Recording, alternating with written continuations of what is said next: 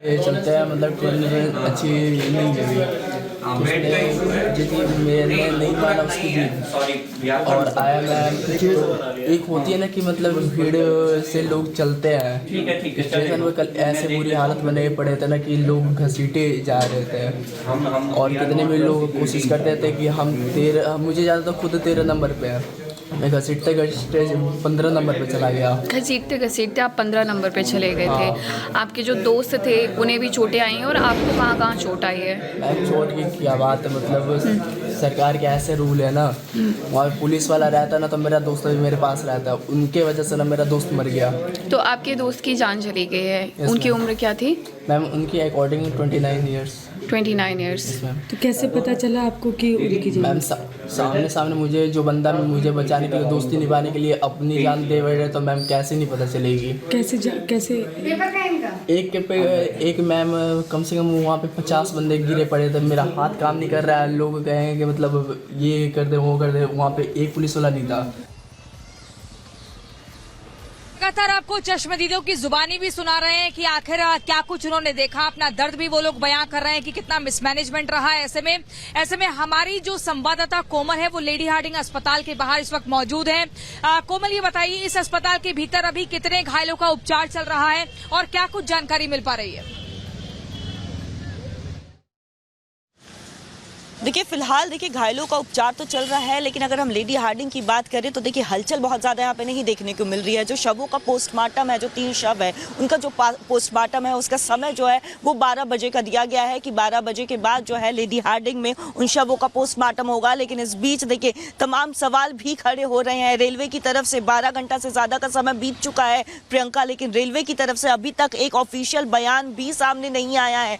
Railway महकमा जो है पूरी तरह से चुप्पी साधे हुए है, तो गंभीर सवाल भी खड़े हो रहे हैं। बात अगर हम अस्पतालों की करें तो देखिए जब न्यू दिल्ली रेलवे स्टेशन से अगर हम डिस्टेंस की बात करें तो देखिए LNJP सबसे ज्यादा करीब था, उसके बाद लेडी हार्डिंग था। तो यहाँ पे जो है घायलों को लेकर के आया गया है, उपचार किया गया है। 3 घायलों ने यहाँ पे दम तोड़ा है। कुल मिला करके देखिए 18 लोग जो है वो मौत का शिकार होते हैं, जिसमें से 3 लोगों ने लेडी हार्डिंग में अपनी जान गंवाई है। तो ऐसे में देखिए परिवार जो उनके हैं वो पूरी तरह से स्तब्ध है। साथ ही साथ देखिए रेलवे पर भी एक गंभीर सवाल भी खड़ा हो रहा है। अभी हम कुछ देर पहले प्रियंका हम ओल्ड दिल्ली रेलवे स्टेशन भी रिपब्लिक भारत की टीम गई थी, वहां पे भी तस्वीर दिखा रहे थे कि इतनी बड़ी घटना घटने के बाद भी प्रशासन जो है वो अभी भी देखिए पूरी तरह से अलर्ट मोड पर नहीं आया है। नई दिल्ली रेलवे स्टेशन में फिर भी प्रशासन अलर्ट नजर आ रहा होगा, लेकिन ओल्ड दिल्ली रेलवे स्टेशन से भी अभी 12 बजे प्रयागराज के लिए गाड़ी जाएगी। कोमल, महत्वपूर्ण जानकारी आप दे रही हैं, लेकिन इसी बीच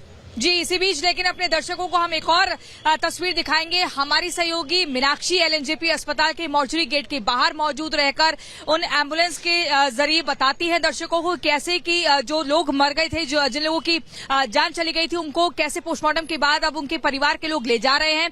वहां पर कुछ चश्मदीदों से भी मीनाक्षी ने बातचीत की है, देखिए उनकी रिपोर्ट।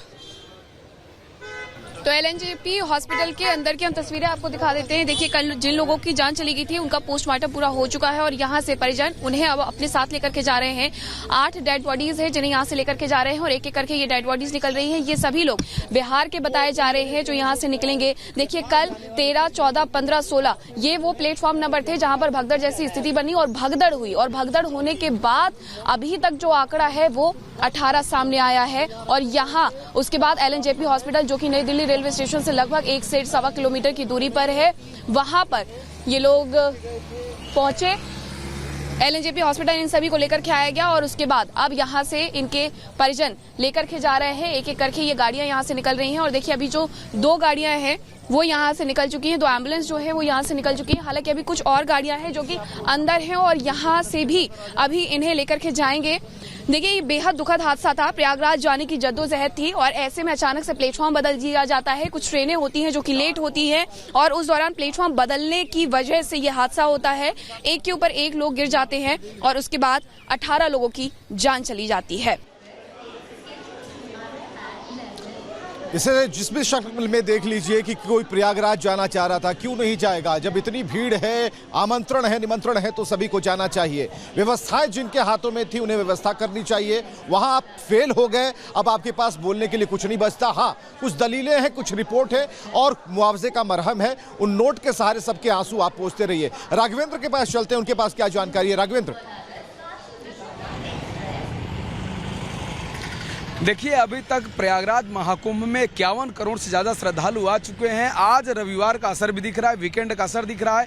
कल भी 1.5 करोड़ के करीब लोग आए स्नान करके, अब आज भी वही तांता है। मैं आपको दिखाना चाहता हूँ, भीड़ के ही कारण अव्यवस्था हो रही है। मौनी अमावस्या के दिन भीड़ के कारण हादसा हुआ संगम नोच पर, भीड़ के कारण नई दिल्ली रेलवे स्टेशन पर हो रहा है, और भीड़ के ही कारण आपने देखा होगा पटना में किस तरह से शीशा तोड़े गए थे ट्रेन के। तो आप भीड़ का एक नमूना देखिए। मैं अपने विजय सचिन से कहूँगा कि आप दिखाइए कितनी लंबी भीड़ है। आप जहां देखेंगे गाड़ियां ही गाड़ियां आपको दिखेंगी और ये घंटों से रेंग रही। सबको संगम जाना है और नैनी रेलवे स्टेशन जाना है। अब आप सोचिए कि यहाँ की क्या स्थिति है।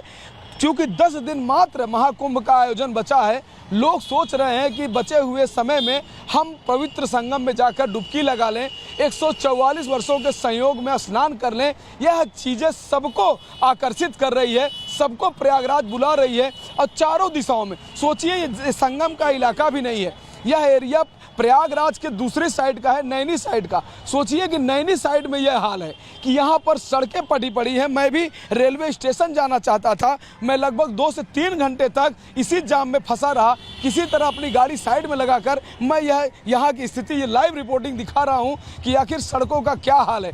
इन सड़कों में जो फंस जाएगा शायद उसका पूरा दिन निकल जाएगा और हो सकता है वो शाम तक ही स्नान कर पाए। तो ये स्थिति है। श्रद्धालुओं की जो दीवानगी है वो देखी जा रही है।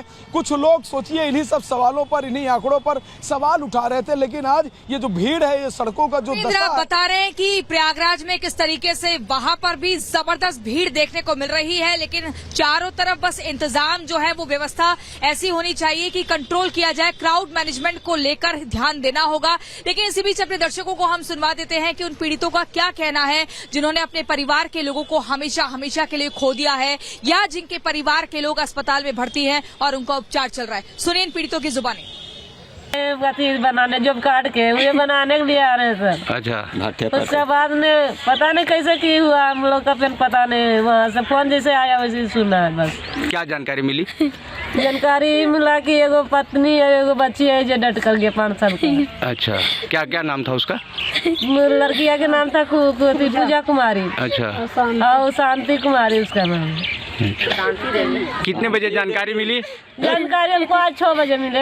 अच्छा, यहाँ कोई नहीं रहते हैं वो लोग? नहीं रहते हैं, भट्ठा रहता है। 3-4 साल से झरझर में काम करते थे उन लोग सब परिवार से। अच्छा, और ये मिसाल मैंने कि अपना माँ को काम करके मैंने 4 महीना हो गया है। हाँ। और आवर में मैंने कि इंदिरा आवास कॉलोनी मिलने वाला था, तो मैंने सोचा कि हम भी जाकर नाम जरवा लेंगे उसको, तो हमको फिर भी मिल सकता है। तब आया तो मैंने कि झरझर से मैंने उछल गया दिल्ली में। सोचा कि वहाँ पर गाड़ी फाका मिलता है, वहाँ से बाल बच्चा के परिवार के लेके जा रहे हैं, तो वहाँ से हम लोग सीट मिलेगा तो बढ़िया सवाल है। और मदद अपने अपने तरीके से लोग कर रहे हैं। कूली मदद कर रहे थे, खबर ये आई कि आरएसएस के जो कार्यकर्ता हैं वो भी मदद कर रहे हैं। लेकिन इस मदद के बीच में जो इस दुनिया में नहीं है, 18 लोगों की जिंदगी चली गई, उनके परिजन रो रहे हैं, उनके हाथ में मुआवजे वाला